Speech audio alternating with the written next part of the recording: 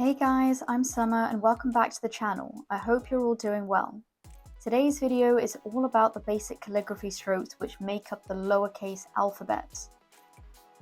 So if you haven't already, make sure you check out my other tutorials which go into much more detail over how to do calligraphy.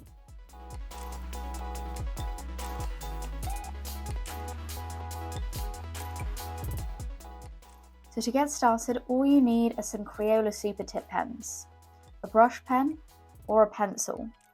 My recommendation for beginners are the pencil followed by the Crayola pen. If you're feeling more adventurous, you can also opt for the pointed calligraphy pen, although I would not recommend that for beginners. So these are the basic calligraphy strokes. I've color-coded them to make each stroke easier to identify throughout the video. I want you to refer back to this part of the video when you're practicing all of the strokes together. It's just nice to have all of them in one place.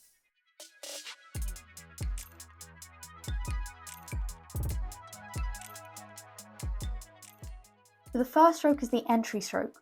This is what you tend to see at the beginning of most letters. You need to make sure that the initial part of the line is more horizontal than the last part. So the second stroke is the downstroke. This is probably the easiest stroke to do, as all you need to do is maintain even pressure as you draw the line so that it's the same width all the way down. You also want to make sure you're going at a slant and that the top and bottom lines are parallel with each other. So this stroke is called the underturn. It's essentially a U-shaped stroke where the left line is thicker than the right line. So this is because you apply more pressure with a pen when you go down. Once again, you want to make sure that the lines are parallel left to right and top to bottom, and that the top part of the lines have a square shape to them. This will give it a more polished look. And you also want the inside curve at the bottom to be nice and smooth, as shown here.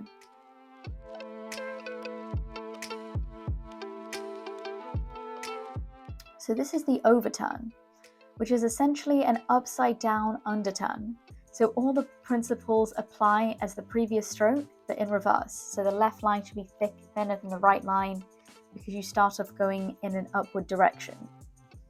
So the compound curve is the overturn and underturn combined, which makes it slightly more tricky, especially with the Crayola pen. So only attempt this one when you can do the underturn and the overturn.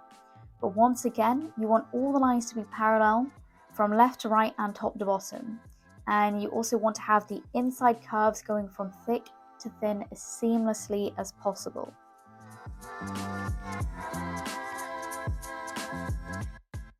So this is the oval, and it's arguably the most difficult basic stroke, as it's tricky to get the transition between thick and thin lines to look seamless. You want the left and right lines to also be parallel and at a slant. Now we get to the ascending loop. This looks a bit like the letter P, except you want to start from right to left when drawing. Just pay attention to the slant and try to get the lower part of the letter to have a square edge. So the descending loop is the ascending loop upside down. So all the rules that from the previous stroke will apply to this one.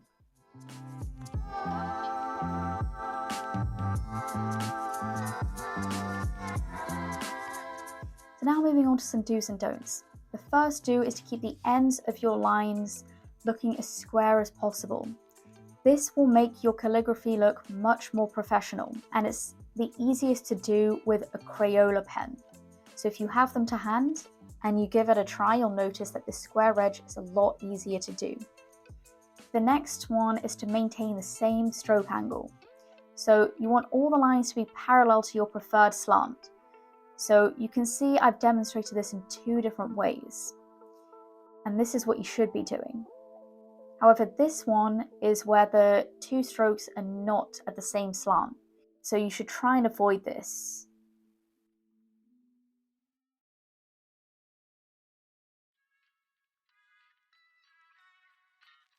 So another don't is you don't want to have a sharp angular transition between the thick and the thin lines, as your calligraphy just won't look seamless.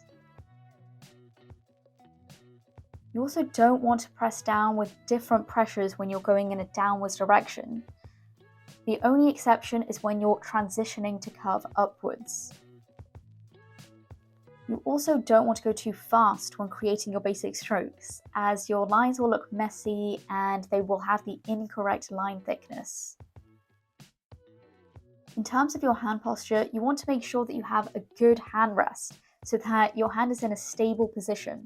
This will help you create those fluid, even strokes. So, how do the basic strokes even link to calligraphy anyway? Well, I'll demonstrate that for you in this clip. So here we have 3 basic strokes, and when we combine them in this order, we create the letter A. So stay tuned for my next video, which will show you in depth how to create all of the letters of the alphabet.